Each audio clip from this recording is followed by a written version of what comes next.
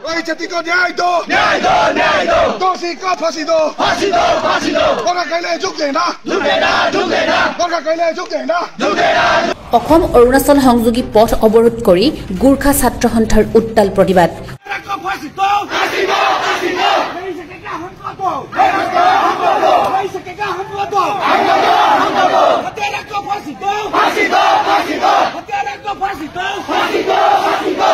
শদিয়াৰ 12 বছৰীয়া ছাত্ৰ ৰোহিত বাহাদুৰ চেত্ৰীক অপহৰণ কৰি হত্যা কৰাৰ ঘটনাৰ ন্যায়ৰ দাবী।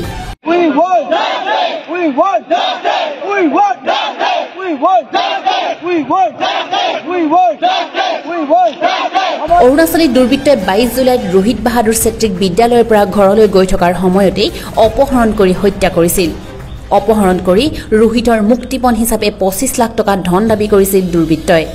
অপহৰণ তথা ছাত্ৰ হত্যাকাৰী দুটা পাখণ্ডক অৰুণাচল আৰক্ষীয়ে কৰায়ত্ব কৰিছিল। এই হত্যাকাণ্ডৰ ঘটনা ফাষ্ট ট্ৰেক আদালতলৈ নি হত্যাকাৰীক ফাঁচি দিয়াৰ দাবী প্ৰতিবাদকাৰীৰ।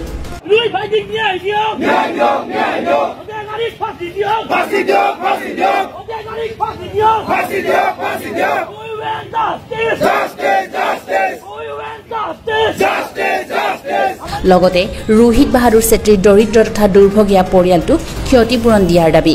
তিনিচুকীয়া জিলাত থকা অসম অৰুণাচল সংযোগী আটাইকেইটা পথ অৱৰোধ কৰি প্ৰতিবাদ গোৰ্খা ছাত্ৰ সন্থাৰ।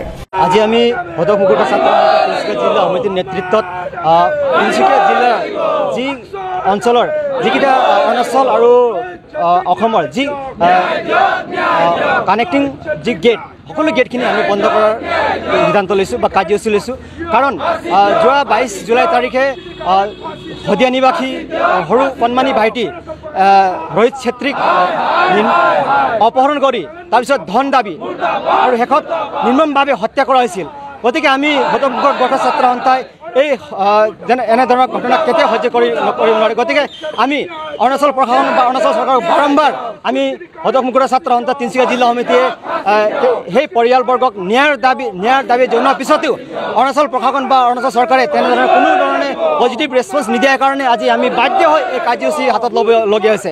গতিকে আগন্তুক দিনত যদি আজি আমি কাৰ্যসূচী লোৱাৰ পিছতো আগন্তুক দিনত যদি অৰুণাচল প্ৰশাসনে কোনো গুৰুত্ব নিদিয়ে বা পজিটিভ ৰেছপন্স নিদিয়ে তেনেহ'লে আমি ইয়াতকৈ জংগী বা বিৰজ আকাৰে আমি প্ৰতিবাদী কাৰ্যসূচী ল'বলৈ আমি বাধ্য হ'ম।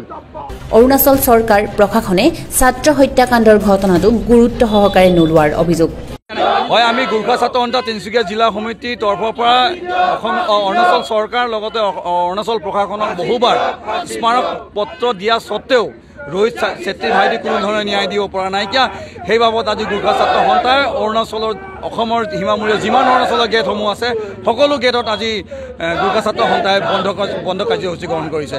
আৰু এটা দুখৰ বিষয় এই যে আজি এই আধুনিক যুগত 21st চেঞ্চুৰীত এতিয়ালৈকে তেওঁলোকে এই ৰোহিত চেত্ৰীৰ ভাইটিক জীৱনতে উদ্ধাৰ কৰিব পৰা গ'লহেঁতেন যদি তেওঁলোকে কলটো টেষ্ট কৰি কিনি লোকেশ্যন ক'ত আছে ক'ত নাই কিনি সেই দুজন দুষ্কৃতিকাৰীক উদ্ধাৰ কৰিব পৰা গ'লহেঁতেন। কিন্তু অৰুণাচল প্ৰশাসনে কোনো ধৰণৰ গুৰুত্ব নিদিয়াত আজি আমাৰ এই ৰোহিত চেত্ৰী ভাইটি এনে ঘটনা সংঘটিত হৈছে কাৰ্যসূচীত যদি এনেকুৱা অৰুণাচল চৰকাৰ লগত অৰুণাচল প্ৰশাসনে আমাৰ দাবীসমূহ ফুলফিল কৰিব নিবিচাৰে তেনেহ'লে আমি গণতান্ত্ৰিকভাৱে ইয়াতকৈ আৰু ভয়াৱহ আন্দোলন গঢ়ি তুলিবলৈ আমি বাধ্য হ'ম। News desk report the north east times.